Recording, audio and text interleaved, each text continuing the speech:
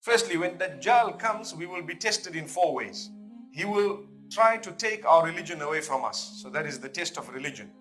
By claiming that he is the God and we need to accept him as the deity. That is the trial of Dajjal.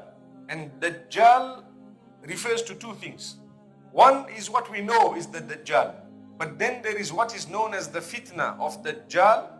Anything at any time that is connected to any one of the tests that we have been taught Dajjal will bring forth is also part and parcel of his force. It might not be him in person, but it's part of his force and part of the tests. So anyone trying to take your religion away from you is a Dajjal.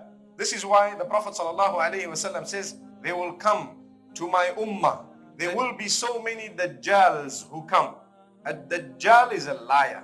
And a Dajjal, the plural of which is Dajjajila, used in the Arabic language, those who want to take your religion away from you. The Prophet ﷺ says, there will come people who will claim to be prophets. You should know that I am the final prophet. One narration says, 30 odd people will come. So when the real Dajjal comes, the ultimate, the final, the sign of Qiyamah, that Dajjal comes, he will also want to take our religion from us. At that time, there will be famine, there will be drought, and he will say, I will give you, all you got to do is say that I am the God, and you will not die of hunger. More like the economies of the globe, all depending on one major economy that tells you, if you accept us as the gods of the world, there will be no sanctions against you, and we will deal properly with you, and we will make sure that your economy boosts and goes up. And then they come and tell you, if you do anything that we don't like, we will impose sanctions on you and you will die of hunger. Doesn't it ring a bell? May Allah subhanahu wa ta'ala grant us security. So these are the forces of the devil that want to impose their own ideas and thoughts and beliefs on everyone else. They want to take the religion away from people. So it's important for us to be protected in that sense. We all need to cling to the deen. Hold fast upon the rope of Allah subhanahu wa ta'ala. Don't be disunited. May Allah grant us unity. And may Allah subhanahu wa ta'ala grant us the ability to hold fast on this rope. The rope here referring to the Quran and the Sunnah of Rasulullah sallallahu alayhi wa sallam. So the first test we made mention of that Dajjal will be coming with is the test of religion. He will want us to disbelieve in Allah and believe in Him. And the hadith says, for anyone who has believed in Allah, as soon as they look at him, they will see on his forehead the letters Ka, Fa and Ra, depicting that this one is actually a kafir. The second test Dajjal will come about with, we touched on it just now, the test of wealth, where people will be poor, people will be suffering, there will be famine, there will be drought, but he will have control over what? He will have control over the water on the globe.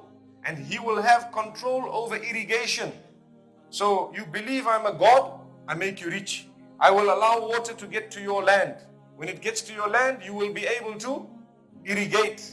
And then the produce will grow. So you believe in me as a God and you have produce. So that is a test of wealth.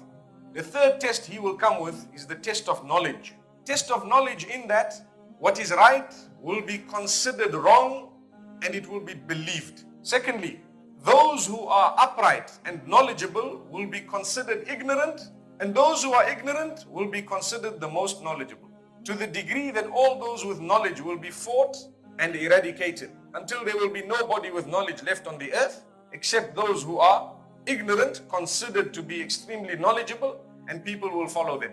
That is also in the hadith of the Prophet ﷺ, how knowledge will be taken away. It will be taken away by the death of the scholars. And when the scholars have gone, people will start considering those who have no knowledge as knowledgeable. And when that happens, and these people start issuing rulings, they will be misguided and they will misguide others. And the helm, the height of it will be when the Dajjal comes. What is wrong will be believed as being correct. Firstly, when the Quran says, if a believer who is sinful comes to you with news of someone else, make sure you authenticate it firsthand before you believe it. Otherwise, you may believe something that will result in regret for yourself, and you may accuse people of what they're not guilty of. What if someone who's not a Muslim comes to you? Someone who's an enemy. We're not talking of ordinary non-Muslims who sometimes might be more truthful than some Muslims. May Allah safeguard us and grant us truthfulness. But we're talking of people who are known as outright enemies of Islam. They are out there to get you. We believe their television stations.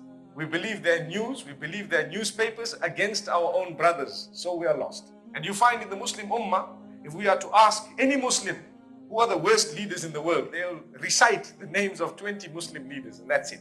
There we are. May Allah protect us.